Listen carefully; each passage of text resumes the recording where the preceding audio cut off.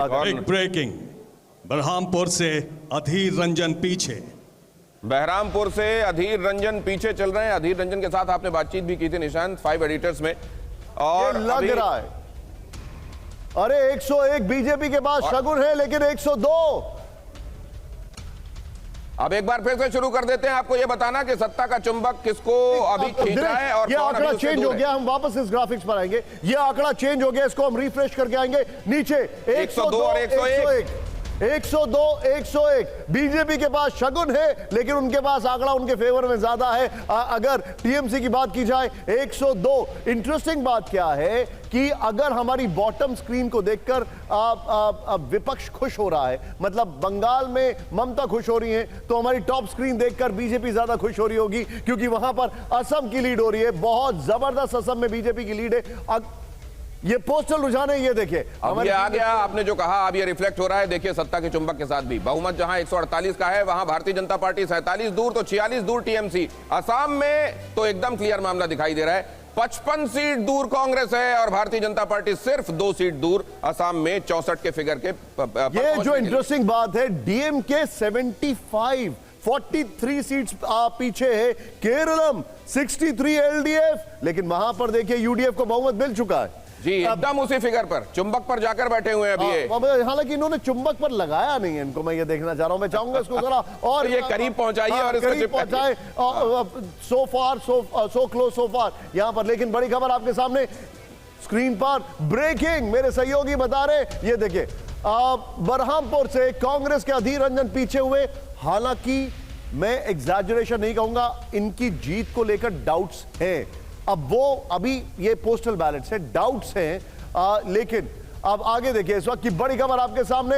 अधीर रंजन हमारे साथ इसी स्टूडियो में मौजूद थे। बड़े शानदार इंसान हैं, बहुत हम्बल आदमी भी है, लेकिन ये देखिए, और बहुत चिल्लाते भी हैं। लेकिन ये देखिए असम में 62 बीजेपी, 9 पर कांग्रेस, लेकिन तमिलनाडु 6 एआईएडीएमके और टीवीके इस बात से खुश होगी कि शम देखो इतनी जल्दी एआईएडीएमके के नजदीक आ गए। लेकिन उधर असम में एयूडीएफ का 0 लगातार कायम है, यह भी बड़ा हैरानी का सबब है। बदरुद्दीन अजमल अभी तक 0 पर दिखाई दे रहे हैं। 62 पर भारतीय जनता पार्टी, कांग्रेस भी बहुत पीछे दिखाई दे रही है। मतलब क्या ये बहुत ज्यादा डिसाइसिव तरीके से भारतीय जनता पार्टी आगे निकलने वाली है? क्या ये इशारा मिल रहा है बैलेट पेपर्स के हिसाब से? एक बार फिर से देखिए, जैसा अभी निशान बता रहे थे 101, ये शगुन का लिफाफा याद आता है। लेकिन उधर टीएमसी इस बात पर खुश होगी कि हम एक आगे हैं। ये टीवी ये पिनरई विजयन तिरुचिरापल्ली से विजय पीछे चल रहे।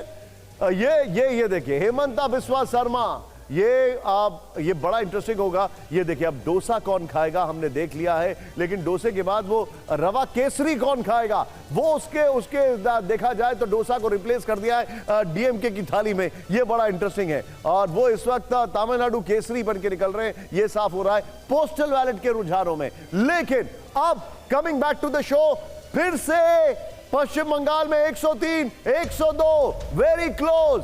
बंगाल से बड़ी खबर दिनेश। और दीनहाटा से मंत्री उदयन गुहा पीछे चल रहे हैं, श्यामपुकुर से मंत्री शशि पांजा पीछे चल रहे हैं। क्या ममता के खिलाफ एंटी इनकम्बेंसी का इशारा?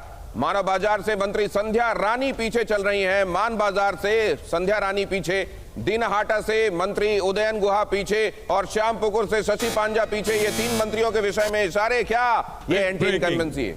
सोनारपुर दक्षिण से रूपा गांगुली आगे। रूपा गांगुली आगे चल रही है। सोनारपुर दक्षिण से रूपा गांगुली, मुझे याद है पिछले इलेक्शन में उन्होंने क्या जबरदस्त वहां पर कैंपेनिंग की थी। मुझे याद है एक खासकर एक जगह मैं उनके साथ खुद गया, जब वो उनका रोड शो कवर करने में मैंने देखा था। अब काफी ज्यादा पॉपुलर है वो वहां पर। लेकिन बंगाल की सिचुएशन बड़ी अलग होती है, पर्सनल पॉपुलैरिटी अलग चीज होती है, और ये इसका सबसे अच्छा अनुभव बाबुल सुप्रियो को हो चुका है। एक और ब्रेकिंग, नवादा में हुमायूं कबीर आगे।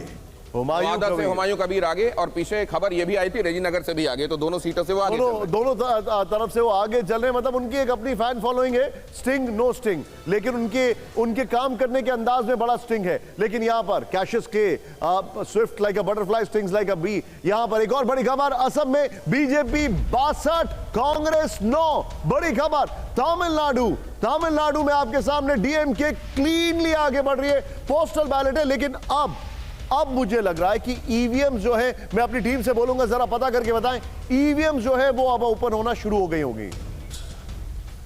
और एक बार फिर से बता दें आपको कि एंटी इनकम्बेंसी से निपटने के लिए ममता की सारी तैयारियों के बीच आप देख रहे हैं उनके मंत्री पीछे चल रहे हैं, और इधर भारतीय जनता पार्टी की तरफ से अभी हमने आपको बताया रूपा गांगुली सोनारपुर दक्षिण से आगे चल रही हैं। ममता बनर्जी भवानीपुर में लगातार लीड बनाए हुए हैं, बैलेट की गिनती हम आपको बता रहे हैं, और उधर 3 मंत्रियों के संदर्भ में अभी सूचना आई कि वो अपनी अपनी सीटों से पीछे चल रहे हैं। नंदीग्राम से शुभेंदु अधिकारी आगे चल रहे हैं, लेकिन यहां भवानीपुर में उनके लिए खबर ठीक नहीं है। भारतीय जनता पार्टी की रूपा गांगुली और अग्निमित्रा दोनों ही आगे चल रही हैं। लेकिन दिनेश एक बात है, बंगाल के इलेक्शन आप देखिए, असम के देखिए, और फिर मुझे याद आता है दिल्ली में बीजेपी हेडक्वार्टर पे जलेबियां बनने की खबर जो थोड़ी देर पहले आ रही थी। तो यहां पर अब देखना यह है कि जलेबी जो है वो सिर्फ असम में बटेगी या बंगाल में भी। पुडुचेरी में तो बटती दिखाई दे रही है पोस्टल बैलेट के रुझानों में। लेकिन दिनेश गो अहेड, ये इस वक्त की बड़ी खबर।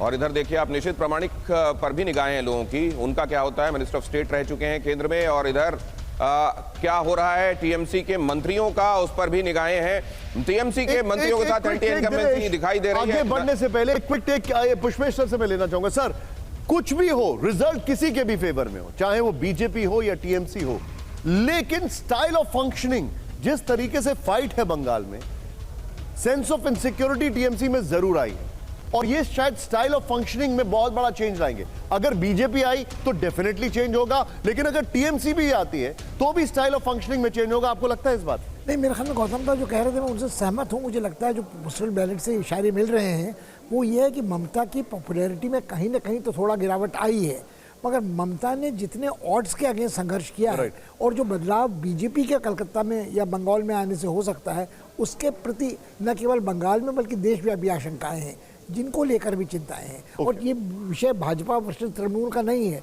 वो election commission, central reserve forces और बहुत बड़ी तैनाती के बाद भी हिंसा का है। ठीक है। और यहाँ पर ये भी देखिए, डोसे के साथ जो आप कह रहे थे, चाय का भी इंतजाम है। चाय नहीं, मैं रवा केसरी की बात कर रहा था। अब ये चाय की भी राजनीति बहुत अहम है, ये सिर्फ असम में नहीं, ये पश्चिम बंगाल में भी बहुत अहम है। इसीलिए प्रधानमंत्री भी वहां पहुंचे। आपको याद होगा 1 अप्रैल को उन्होंने भी चाय की पत्तियां चुनी थी। लेकिन ये एक बार फिर से आपके सामने देखिए, ये कांटा जो दिखाई दे रहा है, ये एकदम आसपास का 102, 105 का फिगर एक बार फिर से ये बता रहा है कि ये बहुत नेक टू नेक है। लेकिन क्या ईवीएम के खुलने के बाद पूरा माजरा बदल जाएगा या ऐसा ही रहने वाला है? नेताजी इंडोर स्टेडियम के बाहर तृणमूल कांग्रेस के जो ट्रेड यूनियन नेता हैं वो वहां पर ऑटो चालक, सड़क पर सामान बेचने वाले, रेडी पटरी वालों के साथ पहुंचे हैं। वहां पर बंगाल का जो इलेक्शन कलर है वो एकदम अलग आपको दिखाई दे रहा है।